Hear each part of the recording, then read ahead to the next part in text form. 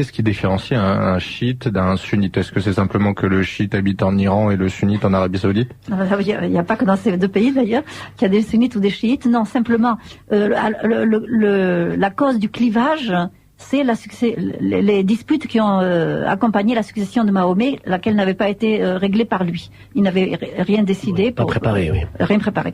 Il n'avait pas d'enfant mâle, tout ça. Donc, il y a eu des guerres en Mésopotamie.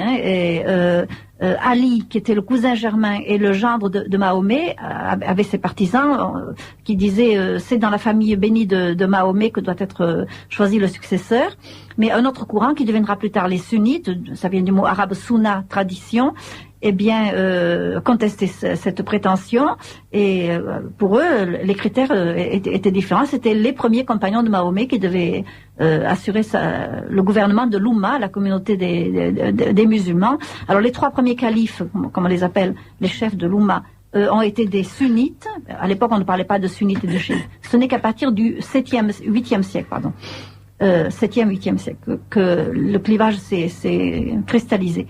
Donc les trois premiers ont été des sunnites, et puis Ali a finalement été élu 4e calife, mais assassiné par ses propres partisans, parce que à l'époque les armées musulmanes s'étaient répandues dans tout les pays environnants au-delà de la péninsule arabe, et il y avait un gouvernorat à Damas, les Mouawiya. De Mouawiya, la dynastie des Omeyyades. Mouawiya n'a pas voulu faire allégeance à Ali, donc il y a eu la guerre entre l'armée de Mouawiya et Ali. Ali s'est retrouvé en position de faiblesse, Mouawiya lui a proposé un arbitrage. Certains compagnons d'Ali lui ont dit, parce qu'Ali acceptait l'arbitrage, il n'est pas permis d'accepter un arbitrage humain. Seul Dieu peut être l'arbitre. Et ce sont des compagnons d'Ali qui l'ont assassiné, qui ont forgé un groupe, les sortants, comme on dit, qui existe encore un petit peu de manière résiduelle. Oui. Et puis, après, Ali avait deux fils, Hassan et Hussein, mais c'est Hussein qui était le prétendant pour lui succéder.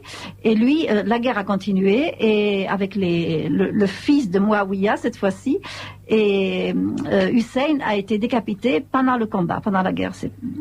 Et tous les deux, donc Ali et Hussein, sont enterrés en Mésopotamie. Ce sont les lieux saints du chiisme. Donc l'origine du clivage est vraiment politique. C'est qui doit gouverner l'Oumma. Après, bien sûr, chacun des grands groupes, de ces deux grands groupes, a forgé des particularités. Par exemple, dans le chiisme, on donne beaucoup de sens à la souffrance à cause des origines.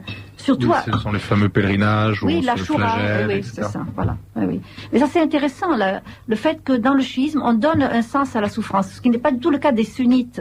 Pour les sunnites, c'est la loi qui prime, d'une manière, la loi, l'État, la stabilité politique.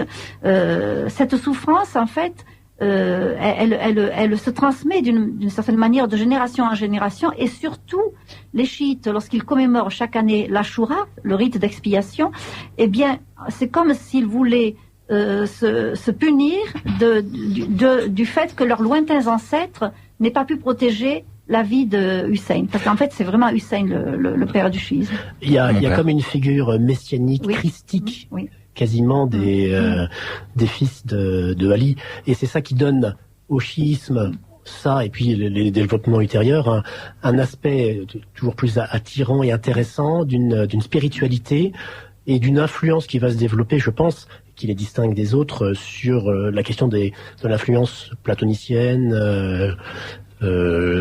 plotinienne, qui donne quelque chose de plus au chiisme par rapport au sunnisme.